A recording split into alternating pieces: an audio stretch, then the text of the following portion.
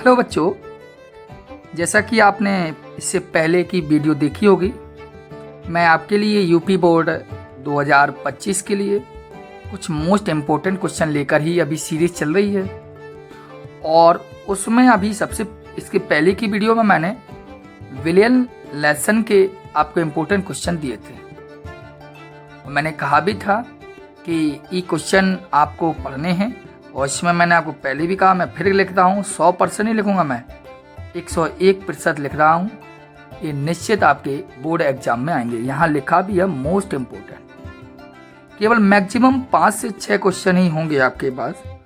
इन क्वेश्चनों को ही हर लेसन से मैं लेकर आया हूँ प्रीवियस ईयर पेपर से, और ये निश्चित ही आते हैं। मेरा कुछ अनुभव और आपकी कुछ मेहनत काम आएगी, और क्या पता अच्छे मार्क्स आपके आ जाएंगे।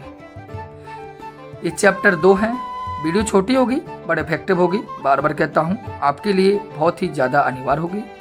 इसको समझें और चिंतन करें कि हमें इन्हीं क्वेश्चनों को पढ़ के ही जाना है। एक बार विश्वास करके देख लीजिए, प्रीवियस ईयर की भी वीडियो नेक्स्ट ईयर की थी, वो भी इम्पोर्टेंट थी और वो भी आपने देखी होंगी, वो भी अनिवार्य थी। मैं आपको इसी आधार पर कुछ न्यूमेरिकल से अंक के जो प्रश्न होते हैं उनकी भी वीडियो देता रहूँगा, और सभी के सभी केवल इम्पोर्टेंट होंगी और सिलेक्टेड क्वेश्चन की ही वीडियो आपके पास होगी।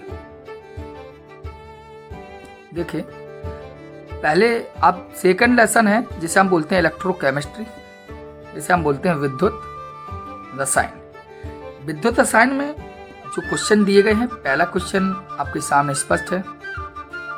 ये कई बार आपके एग्जाम में पूछा गया है कि नर्नस्ट समीकरण, नर्नस्ट इक्वेशन लिखिए व इसके उपयोग क्या है। इसके बारे में भी आपको इसके साथ हमने चर्चा करने की बात की है। नर्नस्ट समीकरण आपको बताना है।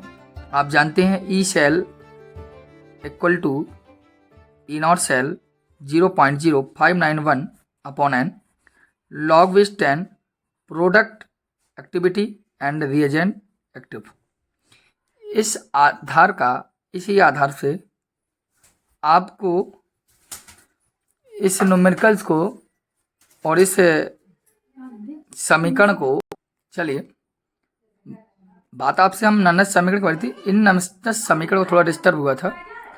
इस नर्नस्ट समीकरण को आपको कंप्लीट करना है, ठीक है। इस प्रकार का डेरिवेशन जो होता है इसको करेंगे, और नर्नस्ट समीकरण के उपयोग क्या है इसको भी आपको साथ में करना है कि नर्नस्ट समीकरण का उपयोग स्वतः होने वाली अभिक्रिया को जानने में, तमाम ऐसी चीज़ें हैं, इनके उपयोग आपको देखना है।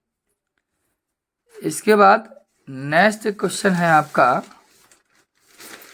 विद्युत अपघटनी विलयन की जो विशिष्ट चालकता है और जो मोलर चालकता है, मतलब लैम्डा एम, इसको भी आपको लिखना है कि विशिष्ट चालकता क्या है और मूलर चालकता क्या है। इन दोनों की परिभाषाएं और सूत्र दोनों को आपको लिखना है, ये जान देना। तीसरा क्वेश्चन मैं आपके सामने लेकर आया हूँ कोलराउस का नियम। यहाँ देख भी रहे होंगे डियर, मैंने आपको बताया है कि वेरी इंपॉर्टेंट। आपको किसी मेरी बात पर ट्रस्ट ना हो कि सर केवल व्यू लेने के लिए या ऐसा कुछ करने के लिए ही ये वीडियो दे रहे हैं, तो आप एक बार मेरी बात को समझ कर इन क्वेश्चनों को देखकर अपनी क्वेश्चन बैंक में या प्रीवियस ईयर के पेपर उठा के देख सकते हैं, या अपने कोचिंग के टीचरों से भी पूछ सकते हैं कि सर ये क्वेश्चन अनिवार्य है कि नहीं है, तो वो आपको खुद बताएगा कि हाँ अनिवार्य है। कोलराउस नियम क्या है, इसके उपयोग या अर्थात अनुप्रयोग क्या है। कोलराउस का नियम क्या है, आप जानते किसी विद्युत अपघट की अनंत तनुता पर तुल्यांक की चालकता, जी अनंत तनुता पर तुल्यांक की चालकता जो होती है उसके धनायन, अनंत पर ही धनायन, उसके अनंत पर ही ऋणायन के योग के बराबर होती है। यही कोलराउस का नियम कहलाता है। कोलराउस का नियम का अनुप्रयोग आप जानते हैं कि दुर्बल विद्युत अपघट के वियोजन की मात्रा ज्ञात करने के लिए, वियोजन स्थिरांक ज्ञात करने के लिए, ऐसे 2-3 इसके अनुप्रयोग आपके हैं, इनको आपको पढ़ना है, ठीक है। 4th नंबर का क्वेश्चन आप देखिए, ये अनिवार्य है आपके लिए कि विद्युत रासायनिक श्रेणी क्या है, इलेक्ट्रोकेमिकल सीरीज किसे कहते हैं। आपको पता होगी कि विभिन्न धातुओं को उनके मानक इलेक्ट्रोड विभव या मानक अपचयन विभव कि बढ़ती हुई क्रम में या रखते हैं तो उससे जो एक श्रेणी बनती है उसी को इलेक्ट्रोकेमिकल सीरीज कहते हैं।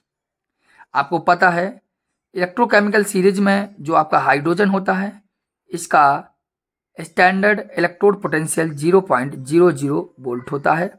इसके नीचे की सभी धातुएं पॉजिटिव होती हैं, माना चक्षण विभव, ऊपर सब नेगेटिव होती है। ठीक है, इस बात को आप जानना है। वीडियो छोटी रहेगी, 5, 6, 7 मैक्सिमम 8-10 मिनट की वीडियो रहेगी, ठीक है, बट लेकिन जो क्वेश्चन होंगे इफेक्टिव होंगे। मेरी जो वार्तालाप हो रही है इनकी वीडियो हो सकती है, थोड़ा टाइम लग जाएगा, बात कुछ नहीं। आप खुद देखिए विद्युरायन श्रेणी क्या है, फिर इसके बाद मैंने क्या कहा, ईंधन सेल।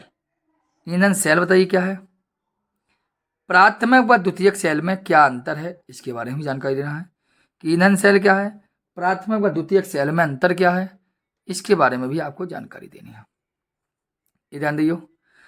अगला क्वेश्चन क्या है आपके, फैराडे के विद्युत अपघटनी संबंधी नियम लिखिए। इसको भी ना भूलें आप कि फैराडे के विद्युत अपघटन संबंधी जो नियम होते हैं, एक होता है प्रथम नियम भी होता है इसका, द्वितीय नियम। प्रथम नियम कहता है कि जब किसी विद्युत अपघटन में विद्युत धारा प्राप्त की जाती है तो इलेक्ट्रोड पर ऑक्सीकृत या अपचित आयनों की मात्रा W आप बेस की समानुपाती होती है। और विभिन्न विद्युत अपघटन के विलयन में समान प्रबलता विद्युत धारा प्राप्त की जाए तो जो रासायनिक तुल्यांक होता है वो मात्रा की समानुपाती होता है। इस प्रकार 2 नियम हैं आपके। मैंने आपको पहले भी कहा मैक्सिमम 6 क्वेश्चन ही आपके पास होंगे जो आपके बोर्ड एग्जाम की दृष्टि से बहुत ही मोस्ट इंपॉर्टेंट होंगे। इनको इफेक्टिव है आपके लिए अनिवार्य है, स्क्रीनशॉट ले लीजिए। मैं तो कहूँगा कि वीडियो को अच्छे से इनको एक बार 5, 2, 3, 4 मिनट लगेंगे, आपको कंप्लीट हो जाएगी। इसलिए वीडियो को अच्छे से देखें, समझें। कोई समस्या हो आप इसी चैनल पर कमेंट कर दीजिए, आपको कंप्लीट मिल जाएगा। ठीक, जय हिंद।